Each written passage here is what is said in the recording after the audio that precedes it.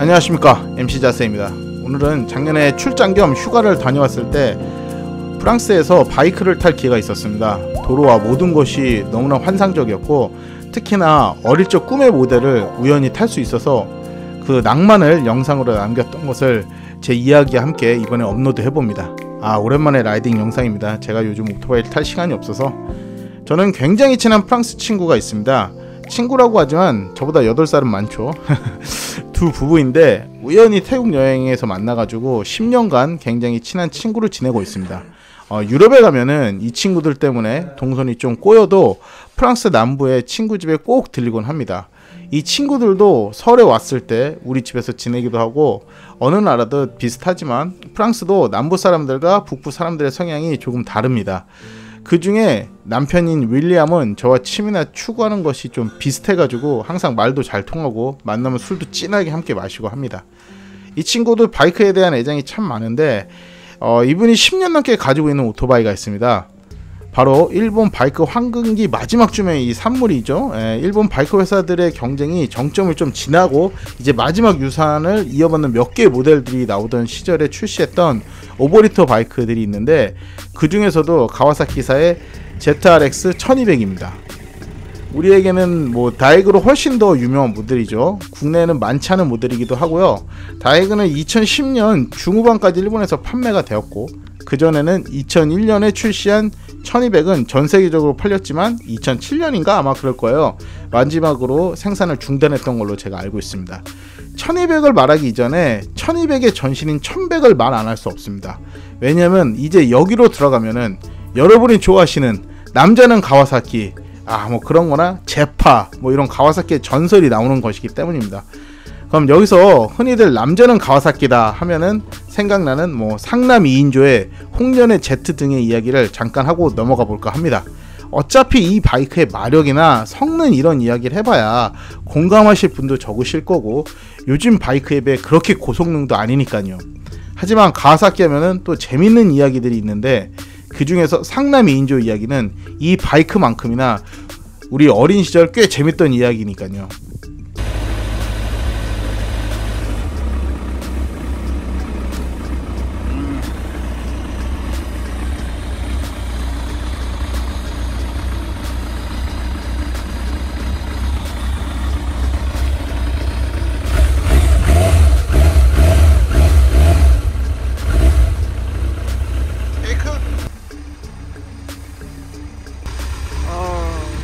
아마들 알고 계실 거예요. 우리가 흔히 상남 2인조의 바이크로 영길이가 홍련의 Z를 탄다 이러지만, 상남 2인조로 검색하면 항상 나오는 대표 이미지지 않습니까? 영길이가 특공복 입고. 여기에 나오는 영길의 바이크는 영길의 에마 제파 1100이었습니다. 물론 마사키에게 영길이가 홍련을 물려받긴 했습니다. 그 홍련 Z의 모델의 오마주가 지금의 Z900RS죠. 간혹 Z900RS가 마사키의 홍련이라고 생각하시는 분들이 계신데, 정확히 Z1이 900cc며 해외 수출형이었고 Z2가 750cc 내수 모델이었습니다. 당시 일본에는 배기량 규제가 있었죠. 마사키의 홍련은 Z2였습니다. 정확하게 750이었던 걸로 제가 알고 있습니다. 그러면 어떻습니까? 전설의 Z인 것을. 하여간 제파 시리즈 중 최상의 모델, 그 제파 1100을 계승한 것이 ZRX 1100이고, 이 1100을 계승한 것이 바로 이 1200 모델입니다. 그러니 당시 얼마나 끝판왕이었겠습니까? 우리가 쉽게 흔히들 스즈키의 끝판왕 하야부사, 가와사키의 H2다 이러듯 항상 모든 라인, 모든 컬렉션에 라인의 끝판왕들이 있지 않습니까? 1200은 당시에 이 부분 페어링이 있는 모델이 S였고, 비키니 페어링이 있던 것이 R이었으며, 이 페어링이 없는 그냥 네이키드 모델 자체가 C였습니다. 이게 한 1160cc, 1160cc 좀 넘는 엔진이었고, 마력도 130마력은 안 됐던 걸로 제가 알고 있어요. 지금은 더 작은 cc에서 더 큰 마력이 나오는 바이크도 많지만, 그 당시는 그 바이크 황금기 때는 오버리터 바이크를 막 서로들 내고 막 출력 이런 거에 막 미쳐있던 시기였죠. 그래서 이 1100에서 엔진을 더 크게 박아서 출시해버린 놈이 이 1200이었습니다. 이렇듯 2000년 초에 제가 군대를 제대하고 본격적으로 바이크를 타면서 오버리터 타는 형님들을 존경의 눈빛으로 볼 때가 있었죠. 지금이야 뭐 미들급에서도 뭐 230이 나오는 시대지만 당시만 해도 200km는 마치 백투더퓨처의 타임머신 같은 느낌이었습니다. 오버리터는 당시 바이크를 타던 사람들에게 항상 마지막 종착지처럼 다가가고 싶은 모델들이었습니다. 하지만 그런 시기도 잠깐 그 뒤로 좀 더 세련된 바이크들이 나오면서 이런 머슬 바이크들은 언제 그랬냐는 듯 항상 브랜드의 플래그십처럼 상위에만 기념비적으로 존재했고 다른 모델들이 더 잘 팔려 나가기 시작했죠. 아마도 그건 점점 다양화되는 사회에 사람들의 취향이 사회 문화로 점점 반영돼서인지 아닐까 합니다.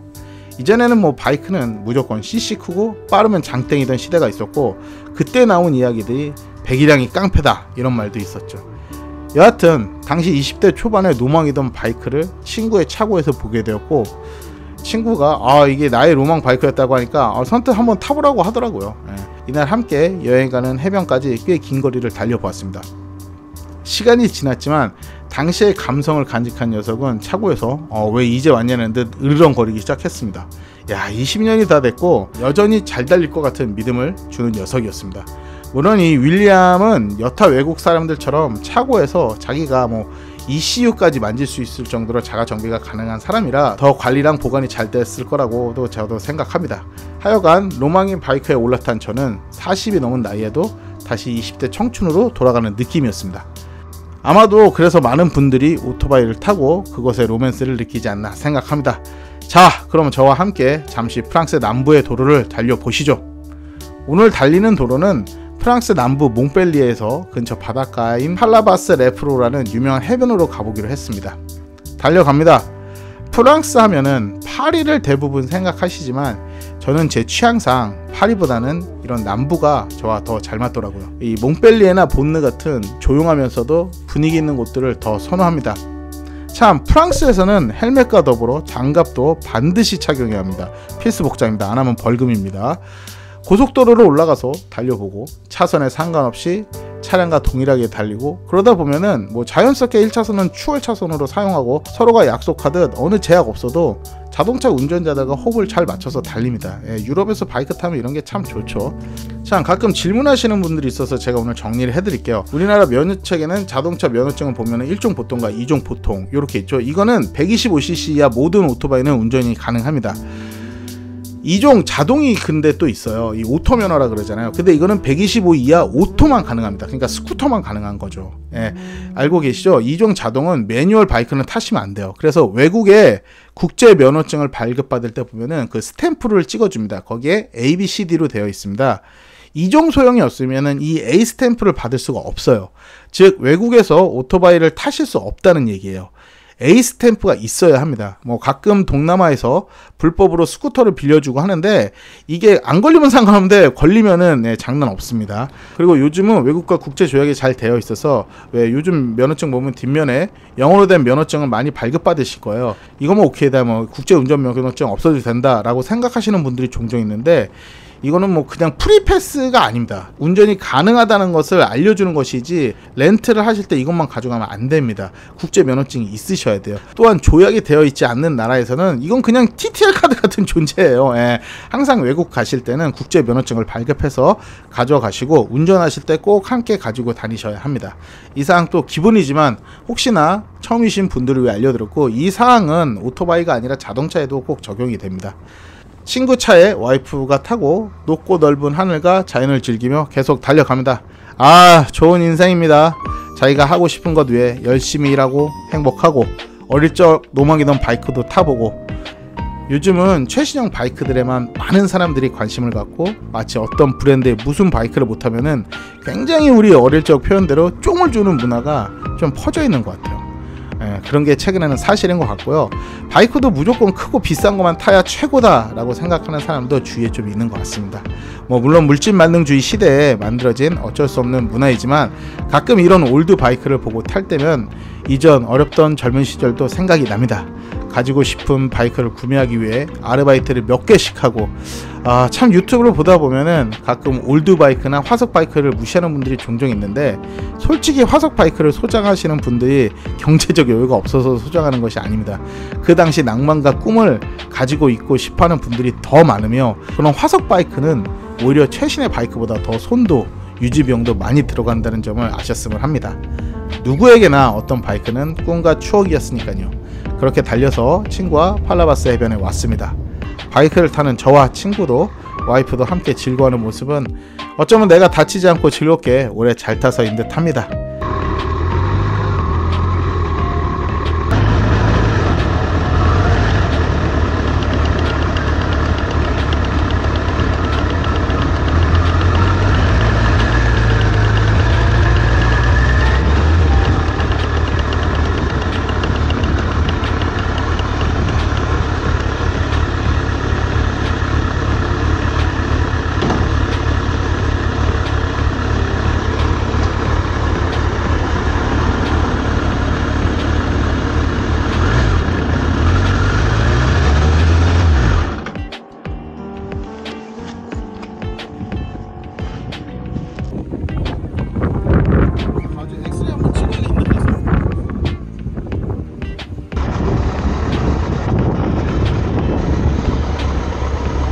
그렇게 행복을 느끼고 돌아갑니다.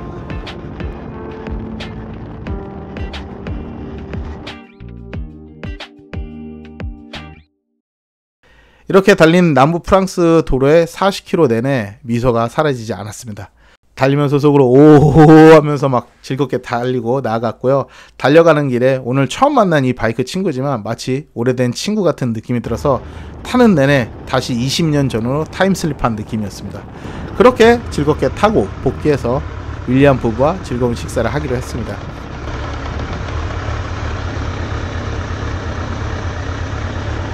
Yeah, really good. No. Because it's hot. Cool down. Yeah. Yeah. 되게 빨리 왔네. 가까운 곳이네. 재밌어. 진짜 재밌어. 이게 옛날에 오빠가 타던 그런 느낌이야. 이 프랑스 친구들이 한국에 왔을 때 어이없게 가장 맛있게 먹은 것 중에 하나가 만두였습니다. 그래서 저도 한국을 더 알릴 겸 한식 메뉴를 제가 해주기로 했습니다. 최근 유럽은 한류 열풍으로 프랑스 파리에도 한식 음식점이 많이 있습니다. 만두!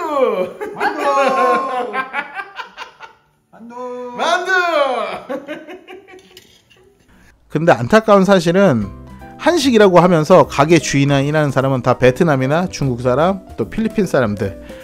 말도 안 되는 그저 수박 겉핥기식으로 한식으로 꾸며서 사업을 많이 하고 있습니다. 일식도 그래요. 일식집이라고 갔는데 전혀 일본식이 아니고 일식이 아닌 그냥 중국 사람들이 만드는 흉내 맞는. 그리고 여기는 파리와 떨어진 남부 몽펠리에 옆에 이 생장드 베다스라는 데인데, 여기도 김밥이 있다고 해서 스시라고 해서 찾아봤는데 역시나 이 중국인들이 하고 한국 김밥도 아니었고 말도 안 되게 비싸게 팔고 있더라고요. 그래서 아예 제가 김밥과 만두를 만드는 법을 전수해주고 왔습니다. 이거야말로 손흥민 선수가 EPL에서 득점왕을 해서 한국을 알리듯, 이 진짜 한국을 모르는, 이 몽펠리에는 그래도 좀 아는데 이 몽펠리에서 여긴 떨어진대요. 생장드 베다스라는 데인데 여기 한국을 전파한다는 건 대단한 거거든요. 실제로 몇 년 전에 제가 여기 왔을 때는 동양 사람이 저밖에 없었어요. 그렇게 만두랑 김밥 별미로 두부김치까지 만들어서, 또 프랑스니까 샴페인이 있죠. 샴페인 한잔 해야죠 하면서 한식과 로제 샴페인의 향연을 신나게 즐기고 즐거운 시간을 보내고 떠나왔습니다. 윌리엄의 부인인 플로렌스도 오토바이를 탈 줄 알아요. 우리의 이종소형 면허 같은 대형 바이크 면허가 있어서 다음에 한국에 오면은 제 바이크를 모두 함께 나눠 타고 같이 투어를 가자고 했습니다. 상상만 해도 행복한 그런 시간이죠. 그렇게 즐거운 시간들을 함께 보내고 왔고요.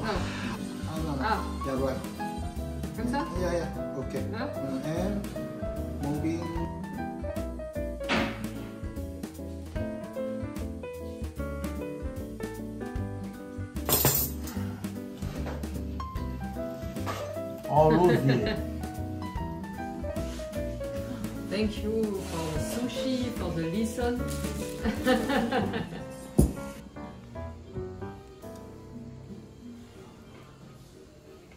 야. 젓가락으로 먹었고. 아니야. 조గింше 해버리는 거지. 하나. 비록 오래전 오토바이 하나 탄 짧은 시간이지만 굉장히 좋게 느껴졌던 것은 꿈을 잃지 않고 살아간다는 것이 매우 행복했다는 것입니다. 이번 영상을 통해 여러분에게 드리고 싶은 응원의 메시지는 다들 생각하는 꿈과 지금 즐기는 행복을 항상 버리지 말고 또 언제나 상상의 날개를 접지 말고 즐겁게 살아가시길 바란다입니다. 솔직히 요즘 저는 정신없이 일하고 여유도 좀 많이 없습니다. 왜냐면 지금의 삶을 유지하려면은 조금 힘들어도 참을 걸 참고 그 힘든 길을 가야 하기 때문이라고 생각해서입니다. 지금도 움직이지 않고 주차장에 그냥 서 있는 제 바이크들을 보면은 이거 타지도 않는데 하고 생각도 할 수 있습니다. 근데 그 녀석들도 또 좋은 날 잘 달리기 위해서 지금은 열심히 살아가야 할 때가 맞다고 생각하는 거죠. 또한 꿈, 즐거움, 그리고 상상은 살아가는데 매우 큰 에너지가 됩니다. 나중에 기회가 된다면 이탈리아든 프랑스든 아니면 뭐 스위스도 좋고요. 먼 유럽이 아니라 가까운 제주도도 좋습니다. 오토바이로 꼭 달려보시길 바랍니다. 지금 바택에 오신 분들도 분명 많으실 거예요. 오토바이 뭐 그냥 그래 그러신 분도 있으실 건데 반드시 어디를 항상 빠르게 달려가야만 하는 건 아닙니다. 아마 이 영상을 시청하고 계신 저와 비슷한 공감대를 가지고 있는 구독자나 시청자분들은 단순히 오토바이를 타서 즐거움보다는 거기서 느껴지는 그리고 얻어지는 자유를 더 즐거워하시는 라이더 분들이라고 생각합니다. 네, 오늘 하루도 헛되지 않게 열심히 살아가신 여러분 수고하셨습니다. 내일을 위한 하루였을 것이라고 저는 생각합니다. 우리 다시 여유 있는 날 또 즐겁고 자유롭게 달리면 되니 그때까지 꿈도 지금의 행복도 앞으로의 상상도 버리지 말고 간직하며 즐겁게 살아가도록 하시죠. 오늘도 긴 영상 시청해 주셔서 감사합니다. MC 자세였습니다.